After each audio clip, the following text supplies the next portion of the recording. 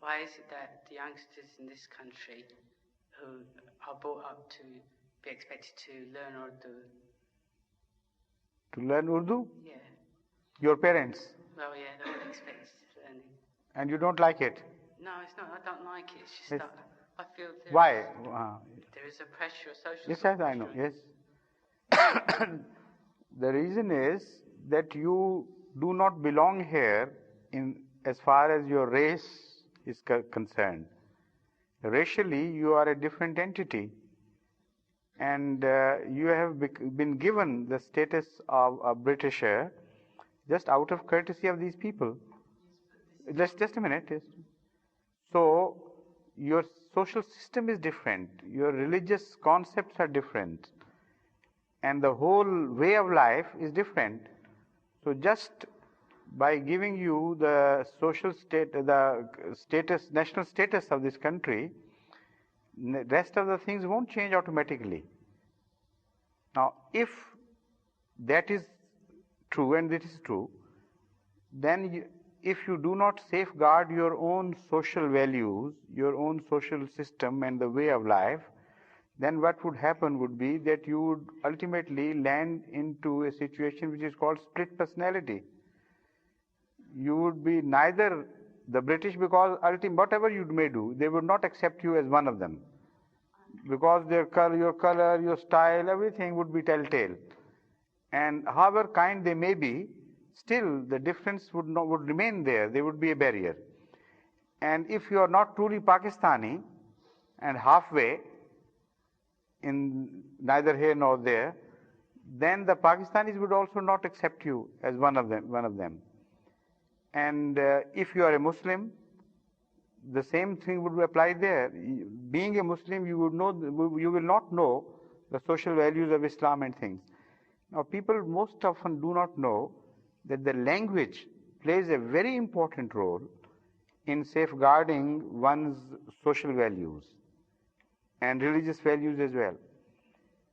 If you know English only here, while living in here, then you simply cannot fully understand and absorb the Oriental values which are your background in reality. There will be a complete insulation between you and your social systems. So I have observed those intelligent people, whether they are living in America or other Western countries, who teach their children Urdu or Pashto or Punjabi. Urdu is not a must. Whatever language is spoken in their houses, if they teach that language to their children, there are very few social problems for those children when they grow up. If they do not teach them in the childhood and try to impose that language later on, already the damage has been done, and they find them in a situation where they don't want to compromise with their older values. And such questions as is asked by you, they are asked by everybody else as well. So, the thing is that you can't appreciate, you might have the language, but I really won't really know my culture in Pakistan or anything, because I don't know its history, I don't know its identity. See, all I know is that I belong to Islam. Now, that is exactly what I'm pointing out. That's enough for cultural background, but it isn't enough. No, that is exactly what I'm pointing out. Yeah. The main reason why is that you don't know Urdu much, as you should have known. Yeah. While you were a child, your parents should have looked to this problem then. Yeah. Already they are too late. But see, the thing is, I may be too late to learn Urdu, but I speak sort of like in between at home, where I speak a bit of Urdu and a bit of English mixed in, because I don't know some of the words and everything. There's no harm if you speak mixed things, mixed languages. There is no harm. The language is not the master of people. Yes, language is a servant to the people. And if you are learning some language for a noble purpose, in the process of learning, you may find yourself in facing some difficulties, or in awkward situations occasionally.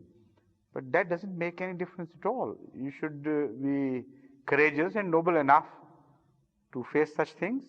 Yeah, but why should I, when I've been brought up in this country, to be brought up and be faced with Western Ask society? your parents, not me. But I'm asking you, why is this pressure? I mean, this is a situation where your parents are responsible, not myself. No, if they have not been looking to their duties earlier in time when they should have, why should you ask this question to me? Because ultimately I'll have to ask them. Okay. Well, you see what I've asked my father this, and he's given me the reply that it's to help you to read Promise Messiah's books, because you don't get most out of it from reading in English or anything. And the best, No, but that is the general reply which the parents offer to their children, but that's not enough. That's not fully convincing. The fact is that many an Englishman who becomes an Ahmadi, many an American who becomes an Ahmadi or a German has the same problem. But there is a difference which I am pointing out. Their social background is German or American or English. And there is no problem for them, their identity, their internal order, psyche, etc., they are all safe and intact. But a person who does not truly belong to a people and who has been given out of sympathy that status, he would positively face a situation of internal split, one time or another. And to save this, it is always better for him to fully realize where he belongs. Now the question is, why he came? Because of financial problems, financial difficulties. And living in those poor countries with this knowledge which your parents, generally speaking, most Ahmadi parents have, the financial standard they would attain would be much lower than here. And the facilities available for the upbringing of children, materialistically speaking, in schools and teachings and everything, they are much higher here. So they naturally are attracted towards such countries where they can gain more for their future materially. At the same time, they should be worried about the future of their children as far as their spiritual, social, cultural attachments and backgrounds are concerned. So for that, the ideal thing is to teach the children their own language right from the beginning and create an atmosphere of the Orient in the houses. In such cases, the children are never faced with such problems as you are facing today. Yeah, you see, if you learn the language, why don't you just learn the history? Pakistan, it's a great country, but you don't know about the history about it. If it wasn't from a mother... No, that's not the thing. I understand what you mean. If you learn the history in English, if you learn certain values, teachings in English, you will not yet absorb that thing which I am pointing out. You simply don't understand because you have not gone through that experience. A child who knows his language and reads the literature in that language from the childhood and reads the religious as well as non-religious literature, he absorbs that thing completely in a different way than any person knowing these things in a different language. For instance, the people who have been brought up here, whose schooling has been done in England, who have gone through the children's books as are taught here, if they are taught the same things in Urdu, they would not develop the English attitude. You teach them all these things in Urdu, they would still totally lack that English attitude which is created because of the early schooling in English. They're two different things altogether. That atmosphere cannot be created. But the language, if it's truly taught at the right age, that is responsible for the creation of that atmosphere and that inclination of the mind, which is an inward phenomena, which makes you truly either in Oriental or the Occidental. So that having been lacking in your case, you have developed in a situation of puzzlement. You don't know where you truly belong. And when such efforts are made by your parents, you try to resist those efforts. You say, I'm not convinced. But you see, the thing that I feel that is my culture is Islam. That's the only thing that I share that is universal, you see. Because but what is culture, the culture of Islam? Why? You don't know? No. Yes? It's well, it's Is what the I whole mean. point is that we share an identity of being. This is just, this is just you are trying to justify yourself against your father's wish. That's all.